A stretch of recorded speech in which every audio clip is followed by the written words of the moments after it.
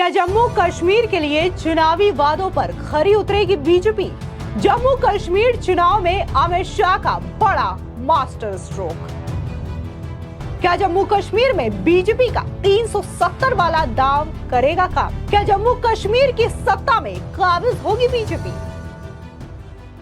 पूरे देश को स्पष्ट कर देना चाहता हूं, धारा 370 इतिहास बन चुकी है, वो कभी लौट कर नहीं आने सकती, हम आने भी नहीं। धारा 370 ही वो कड़ी थी जो कश्मीर के अंदर युवाओं को हाथ में हथियार और पत्थर पकड़ाती थी। नरेंद्र मोदी सरकार ने यहां आरक्षण को जमीन पर उतारने का काम किया है। उमर साहब, चूंटनी का नतीजा जो आए वो आए, हम गुर्जर, बकरवाल और पहाड़ी के आरक्षण को आपको छूने नहीं देंगे। जम्मू कश्मीर में विधानसभा के चुनाव होने हैं और इसको लेकर के अलग अलग पार्टियां अपने तमाम चुनावी वादे करती हुई नजर आ रही है और इन चुनावी वादों कस्मों के बीच में बड़ी जंग देखने को मिल रही है। इस बीच आपको बता दें कि बीजेपी ने भी अपना संकल्प पत्र जारी कर दिया है। दरअसल गृह मंत्री अमित शाह ने शुक्रवार को जम्मू कश्मीर पहुंच करके यहां पर उन्होंने पार्टी का संकल्प पत्र जारी किया है। दरअसल केंद्र शासित प्रदेश के लोगों से बीजेपी ने 25 बड़े वादे किए हैं। इसमें अग्निवीरों को जम्मू कश्मीर की सरकारी नौकरियों में 20% कोटा देने का वादा भी शामिल है। जैसा आप सभी जानते हैं, आजादी के समय से हमारी पार्टी के लिए जम्मू कश्मीर का ये भूभाग बहुत महत्वपूर्ण रहा है और आजादी के समय से ही हमने इस भूभाग को हमेशा भारत के साथ जोड़े रखने के लिए बहुत प्रयास किए। पंडित प्रेमनाथ डोगरा के आंदोलन से लेकर श्यामा प्रसाद मुखर्जी की शहादत तक ये पूरा संघर्ष पहले भारतीय जनसंघ और फिर भारतीय जनता पार्टी ने आगे बढ़ाया, क्योंकि हमारी पार्टी मानती है कि जम्मू कश्मीर हमेशा से भारत का हिस्सा है और रहेगा, इसमें कभी कोई संशय नहीं रहा। मगर कई साल हो गए, 2014 तक जम्मू कश्मीर पर हमेशा अलगाववाद की परछाई रही, आतंकवाद की परछाई रही। अलग अलग स्टेट और non state actor Jammu Kashmir को अस्थिर करते रहे और सभी सरकारों ने एक प्रकार से एपीसमेंट की पॉलिसी से जम्मू कश्मीर को डील किया। 2014 से लेकर 2024 का ये कालखंड, जब भी जम्मू कश्मीर और भारत का इतिहास लिखा जाएगा, जम्मू कश्मीर के लिए स्वर्णिम अक्षरों से अंकित किया जाएगा, ऐसा मेरा बहुत स्पष्ट मानना है। ये 10 साल जम्मू कश्मीर के लिए शांति और विकास के 10 साल रहे, सुशासन के 10 साल रहे हैं। ये 10 साल में मैक्सिमम टेररिज्म की जगह मैक्सिमम टूरिज्म पर शिफ्ट हुआ है। ये 10 साल सुख और समृद्धि का रास्ता प्रशस्त करने वाले रहे हैं और ये 10 साल जम्मू कश्मीर के मूल बासिंदों की संस्कृति को ताकत देने वाले ये 10 साल रहे हैं। एक जमाने में धारा 370 की परछाई में यहां पर अलगाववादियों की मांगे, हुर्रियत जैसे संगठन और हुर्रियत जैसे संगठनों के नतमस्तक होती हुई सरकारें हमने देखी थी। ये 10 साल के अंदर आज धारा 370 और 35A पास्ट बन गया है, वो हमारे संविधान का हिस्सा नहीं है। इसका पूरे भारत और जम्मू कश्मीर की जनता को आनंद है।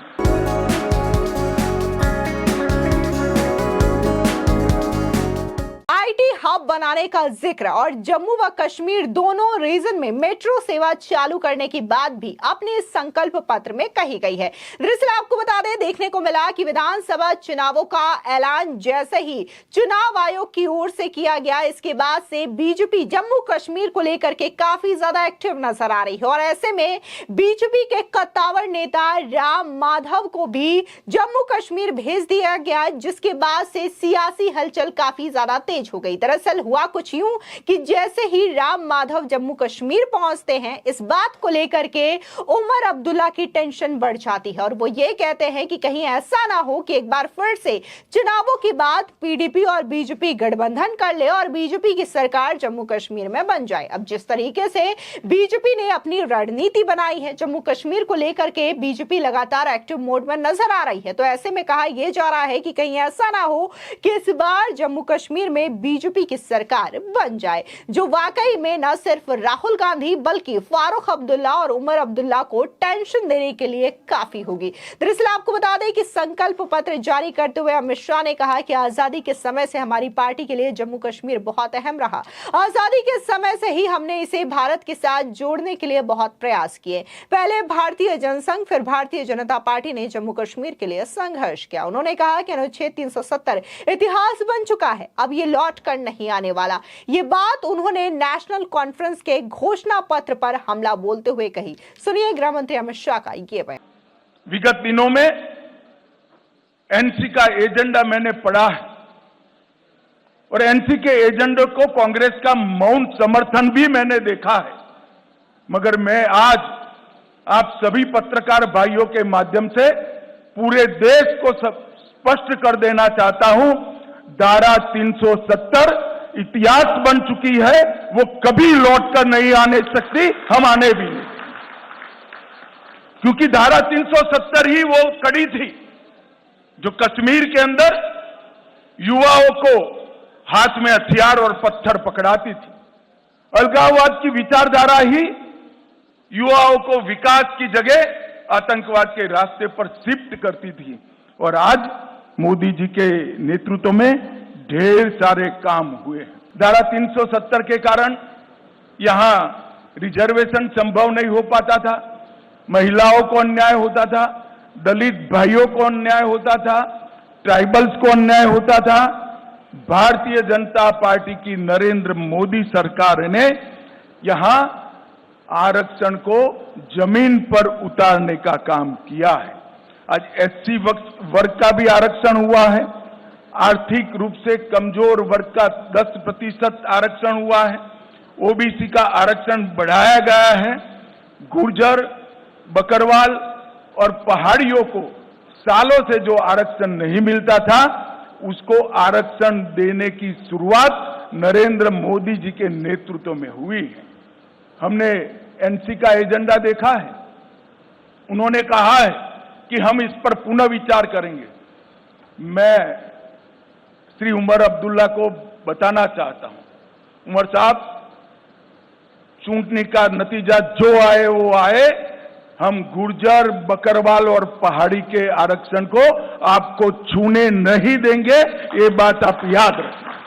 ये भारतीय जनता पार्टी का संकल्प है। इतना ही नहीं, इस दौरान अमित शाह ने कहा कि जम्मू कश्मीर भारत का है, था और रहेगा।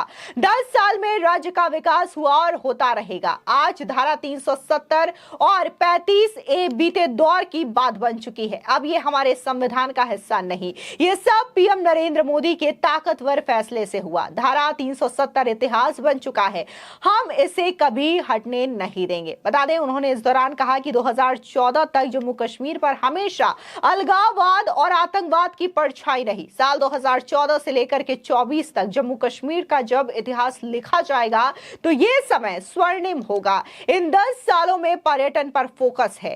पहले अनुच्छेद 370 की परछाई में अलगाववादियों की मांग के आगे सरकार नतमस्तक होती थी। इस बीच आपको बता दें कि जम्मू कश्मीर के पिछले 7 सालों से प्रदेश अध्यक्ष रहे रविंद्र रैना का बयान भी सामने आया और उन्होंने इस घोषणा पत्र को लेकर के क्या कुछ कहा, आप भी सुनिए। भारतीय जनता पार्टी ने जम्मू कश्मीर विधानसभा के लिए अपना संकल्प पत्र जारी किया है। सबका साथ, सबका विकास, सबका विश्वास इस मिशन को लेकर भारतीय जनता पार्टी काम करेगी।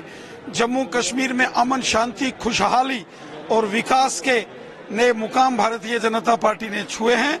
जम्मू कश्मीर में अमन, शांति और खुशहाली को मजबूत किया जाएगा, विकास को बढ़ाया जाएगा और सबको साथ लेकर, विश्वास में लेकर जम्मू कश्मीर में भारतीय जनता पार्टी आगे बढ़ेगी। यकीनन का विश्वास इस मिशन के साथ मोदी साहब ने, माननीय गृह मंत्री जी ने जम्मू कश्मीर में कार्य किया है और आज स्वयं माननीय गृह मंत्री जी ने भारतीय जनता पार्टी का संकल्प पत्र जारी करते हुए कहा है कि जम्मू कश्मीर में अमन, शांति और खुशहाली को मजबूत किया जाएगा और जम्मू कश्मीर के लिए दिल खोलकर देश का खजाना डेवलपमेंट के लिए खोला जाएगा। लक्ष्य कितनी सीटों के जीतने का लक्ष्य है? मुझे पूरा विश्वास है, जिस प्रकार माननीय गृह मंत्री जी ने कहा है कि जम्मू कश्मीर में भारतीय जनता पार्टी की जबरदस्त जीत होगी और यहाँ भारतीय जनता पार्टी की ही सरकार बनेगी। यकीनन बीजेपी ने जो मैनिफेस्टो आज लाया है वो जनता का मैनिफेस्टो है, पीपल्स मैनिफेस्टो, जो को लेकर क्या बात है? सबकी डेली वेजर्स, रैबरे खेल, रैबरे जंगलात, NYC, home guards, anganwadi workers, ASHA workers, सबकी समस्याओं का समाधान भारतीय जनता पार्टी करेगी। नौजवानों की समस्याओं का समाधान भारतीय जनता पार्टी करेगी। सरकारी मुलाजिम जो अलग अलग विभागों में हैं, उनकी समस्याओं का समाधान भारतीय जनता पार्टी करेगी, क्योंकि सबका साथ, सबका विकास, सबका विश्वास, इस मिशन के साथ बीजेपी जम्मू कश्मीर में कार्य करेगी। आपको बता दें, दरअसल जम्मू कश्मीर में करीब एक दशक के बाद विधानसभा चुनाव होने जा रहे हैं। केंद्र शासित प्रदेश की 90 सीटों पर 3 चरणों में वोटिंग होनी है। पहले चरण में 18 सितंबर को मतदान होगा, वहीं दूसरे चरण में 25 सितंबर और तीसरे चरण में 1 अक्टूबर को वोटिंग होनी है। वोटों की गिनती 8 अक्टूबर को की जाएगी। बता दें कि जम्मू कश्मीर में आखिरी बार साल 2014 में विधानसभा चुनाव हुए थे। तब बीजेपी और पीडीपी ने गठबंधन करके ये सरकार बनाई थी। साल 2018 में गठबंधन टूटने के बाद सरकार गिर गई थी। इसके बाद राज्य में 6 महीने तक राज्यपाल शासन, उस समय जम्मू कश्मीर संविधान के मुताबिक चल रहा था। इसके बाद राष्ट्रपति शासन लागू कर दिया गया। राष्ट्रपति शासन के बीच ही साल 2019 के लोकसभा चुनाव हुए, जिसमें बीजेपी भारी बहुमत के साथ केंद्र में लौटी। इसके बाद 5 अगस्त 2019 को बीजेपी सरकार ने आर्टिकल 370 खत्म करके राज्य को 2 केंद्र शासित प्रदेशों यानी कि जम्मू कश्मीर और लद्दाख में बांट दिया था। इस तरीके से जम्मू कश्मीर में 10 सालों बाद विधानसभा के चुनाव हो रहे हैं। और इसमें अगर बात हम करें बीजेपी की, तो फिलहाल तो बीजेपी अकेले चुनावी मैदान में उतरी है, तो वहीं दूसरी ओर महबूबा मुफ्ती भी अकेले चुनावी अखाड़े में नजर आ रही है। तो साथ ही बात अगर हम नेशनल कॉन्फ्रेंस की करें और कांग्रेस पार्टी की करें, तो इन्होंने आपस में गठबंधन किया है और सीधे तौर पर राहुल गांधी ने एक बात को फिर से दोहराई है। नेशनल कॉन्फ्रेंस ने इस बात को दोहराया है कि अगर वो जीतते हैं तो आर्टिकल 370 को वो लागू कर देंगे। तो फिलहाल इस चीजों को, इन दावों को लेकर के, इन वादों को लेकर के जम्मू कश्मीर में जबरदस्त सियासी हलचल देखने को मिल रही है। और जिस तरीके से बीजेपी के कद्दावर नेता राम माधव को जो जिम्मेदारी सौंपी गई है, तो माना यह जा रहा है कि एक बड़ी और अहम भूमिका राम माधव की इस विधानसभा चुनाव में देखने को मिल सकती है, क्योंकि पिछली दफा एक मंच पर महबूबा मुफ्ती और प्रधानमंत्री मोदी को लाने का काम राम माधव ने ही किया था, जिसकी वजह से गठबंधन हुआ और जम्मू कश्मीर में सरकार बनी थी। देखना दिलचस्प होगा कि 2024 के विधानसभा चुनाव में क्या बीजेपी जम्मू कश्मीर में सरकार बना पाती है या नहीं। फिलहाल इस पूरे मामले को लेकर के आपकी क्या राय है, हमारे कमेंट सेक्शन में जरूर बताएं। धन्यवाद। भाई और बहनों, हमने जम्मू कश्मीर के चुनाव घोषणा पत्र में ढेर सारे संकल्प लिए हैं, मगर मैं फिर से एक बार कहना चाहता हूं, हमारा सबसे बड़ा संकल्प है शांतिपूर्ण, सुरक्षित, विकसित और समृद्ध जम्मू कश्मीर का निर्माण करना। भाई और बहनों, ये 10 साल में जो हुआ है, हम काफी मंजिल के काफी नजदीक। एक बार जम्मू कश्मीर की जनता का, आवाम का अगर हमें आशीर्वाद मिल जाता है, तो मैं भरोसे से कह सकता हूं, भारत के बाकी हिस्सों की तरह यहां के बच्चे भी भारत के विकास में योगदान भी देंगे और जम्मू कश्मीर में सच अर्थ में स्वर्ग बनाने का काम यहीं के युवा करेंगे। हमने तय किया है कि महिलाओं के उत्कर्ष के लिए कई सारे निर्णय करेंगे। हम मां सम्मान योजना के तहत सबसे वरिष्ठ माता को, घर में एक वरिष्ठ महिला को, बहन को प्रतिवर्ष 18,000 रुपये की सहायता उनके जीवन यापन के लिए देंगे। महिला स्वयं सहायता समूहों के लिए अब तक के बैंक ऋण को हम सहायता देकर माफ करने की योजना करेंगे। उज्ज्वला के सारे लाभार्थियों को 2 LPG सिलेंडर हम मुफ्त देंगे। जम्मू और कश्मीर में पंडित प्रेमनाथ डोगरा रोजगार योजना के तहत 5 लाख रोजगार के अवसर पैदा करेंगे। प्रगति शिक्षा योजना के तहत प्रतिवर्ष DBT के माध्यम से कॉलेज के विद्यार्थियों को 3,000 रुपया ट्रैवलिंग अलाउंस देंगे। जम्मू और कश्मीर के युवाओं को JKPSC और UPSC की प्रतियोगी परीक्षा में सक्षम बनाने के लिए 2 वर्षों के लिए 10,000 तक की कोचिंग फी का रीएम्बर्समेंट करेंगे। परीक्षा केंद्रों तक ट्रैवल कॉस्ट को हम रीएम्बर्स करेंगे। दूर दराज के क्षेत्रों में उच्चतर माध्यमिक कक्षाओं को जो छात्र छात्राएं हैं, जिसका सबसे बड़ा फायदा पीर पंजाल की और दोनों और पहाड़ी क्षेत्र में रहने वाले लोगों को होने वाला है, उनको हम टैबलेट और लैपटॉप प्रदान करेंगे। जम्मू कश्मीर की अर्थव्यवस्था के विकास के लिए 3 क्षेत्रीय विकास बोर्ड का हम स्थापना करेंगे। पीर पंजाल की जम्मू की ओर सारी संभावना है टूरिज्म को डेवलप करने की, मगर जो स्टेप मदर एटीट्यूड के तहत NC के नेतृत्व में घाटी की पीर पंजाल की इस ओर कोई टूरिज्म विकास का काम नहीं हुआ। हमने तय किया है जिला राजौरी में ठंडा मंडी के आसपास एक आकर्षक पर्यटन शहर नया बनाएंगे, जो पहलगांव से भी ज्यादा आधुनिक होगा और वो पहलगांव का भी पूरक होगा। टूरिस्ट यहाँ पर 5 दिन रहेगा तो 3 दिन पहलगांव भी जाकर रहेगा, और वो जो वहाँ जो 7 बड़ी झीलें हैं, वो 7 झील और झरने को जोड़कर एक बड़ा पर्यटन स्थल हम बनाने का काम करें। वाटर स्टोर को बढ़ावा देने के लिए श्रीनगर शहर की डल झील और डल झील के विकास से उसको विश्व स्तरीय एक लेक पर्यटन का क्षेत्र बनाएंगे। श्रीनगर के टैटू गांव में एक बहुत बड़ा एम्यूजमेंट पार्क बनाकर, जिसमें बच्चा अगर एक बार घुस गया तो 3 दिन तक वापिस न आए, ऐसा आकर्षक स्थान हम टैटू ग्राउंड के अंदर बनाएंगे। IT हब की स्थापना दोनों जगह करेंगे। जम्मू और कश्मीर में स्पेशल इकोनॉमिक जोन IT का जम्मू में बनाएंगे। गुलबर्ग और पहलगांव में मॉडर्न टूरिज्म के इंफ्रास्ट्रक्चर से एक्सपांशन करेंगे। उधमपुर में फार्मास्यूटिकल पार्क, किश्तवाड़ में आयुष हर्बल पार्क और इसके साथ साथ तवी रिवर फ्रंट को हम विश्व स्तर का बनाकर जम्मू के पर्यटन को भी बढ़ावा देंगे। रंजीत सागर बांध में झील विकास प्राधिकरण बनाकर रंजीत सागर बांध को भी पर्यटन का क्षेत्र बनाएंगे। हमने एक नई ल्यूक्रेटिव औद्योगिक नीति लाने के कारण जितना इन्वेस्टमेंट 70 साल में हुआ था, इससे 3 गुना इसमें इन्वेस्टमेंट अब तक कश्मीर में हो चुका है, जम्मू कश्मीर में हो चुका है।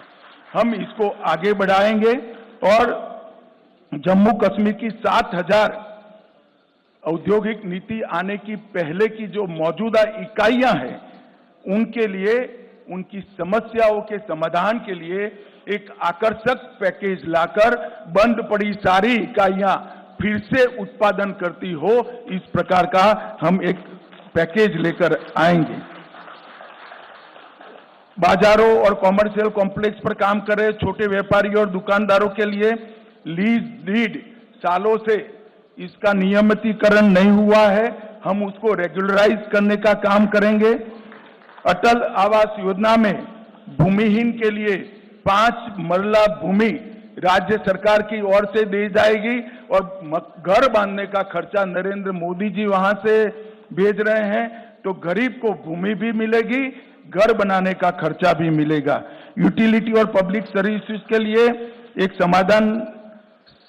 समस्या बिजली और पानी के बकाया बिलों के लिए एक समाधान योजना लेकर बकाया बिलों पर हम बड़ी राहत देने का काम करेंगे। हर घर नल से जल में 100% सैचुरेशन करेंगे। प्रधानमंत्री सूर्यघर मुफ्त बिजली योजना में केंद्र की राशि में पर हाउस पर घर 10,000 रुपए की सब्सिडी राज्य की ओर से जोड़ी जाएगी। वृद्धावस्था, विधवा और विकलांगता का जो पेंशन है उसको हम 1,000 से बढ़ाकर 3,000 करेंगे। सरकारी मेडिकल कॉलेज ढेर सारे बनाए, सीटें बढ़ाई है, मगर अब हम चाहते हैं कि बाहर के बच्चे भी यहां पढ़ने आए, तो अतिरिक्त 1,000 नई सीटों की बढ़ोतरी सिर्फ आने वाले 3 साल के अंदर भारतीय जनता पार्टी की सरकार करेगी। पीएम किसान निधि मोदी जी 6,000 रुपया हर किसान को भेज रहा है, ये भेज रहे हैं, उसमें हम 6,000 के साथ और 4,000 जोड़कर हर किसान को 10,000 रुपया मिलने की बात करेंगे। कृषि गतिविधियों के लिए बिजली दर को 50% कम कर कृषि गतिविधियों में एक्टिविटी बढ़ाने का प्रयास करेंगे। जम्मू कश्मीर की आरक्षण नीति का पालन करते हुए सामान्य कोटा को प्रभावित करे बगैर अग्निवीरों को 20% कोटा देकर उसमें जम्मू कश्मीर के अग्निवीरों को हम प्रायोरिटी देंगे।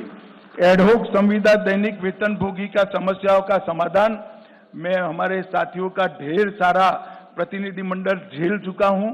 ये बेचारे कुछ बोलते नहीं है, मगर मैं कहता हूं इसका निश्चित समाधान लाकर सबका जीवन के अंदर एक नया उजाला लाने का हम काम करेंगे। 10,000 किलोमीटर नई सड़कें बनाई जाएंगी।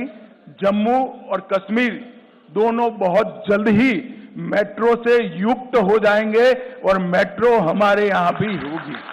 दूसरी कश्यप तीर्थ पुनरुद्धार अभियान 1,000 खंडहर हुए आतंकवाद की बलि चढ़े मंदिरों का जीर्णोद्धार और वहां अखंड पूजा हो, इसकी व्यवस्था भारतीय जनता पार्टी की सरकार करेगी। टीकूलाल टपरू विस्थापित समाज पुनर्योजना में अनेक प्रकार के नए प्रावधान हम जोड़ने जा रहे हैं, मैं अभी बताना नहीं चाहता हूं।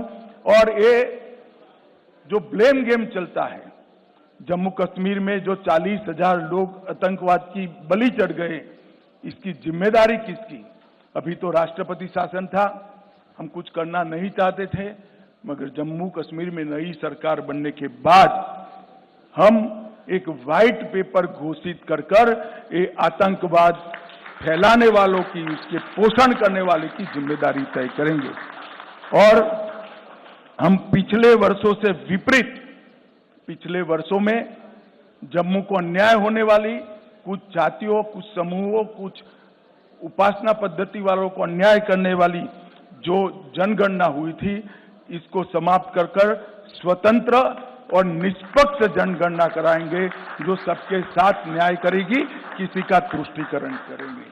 और सबसे बड़ा वादा है, आतंकवाद पर जो प्रहार चालू है उसको और कड़ा कर आतंकवाद को भारत की सरहदों के उस पार भेज देंगे।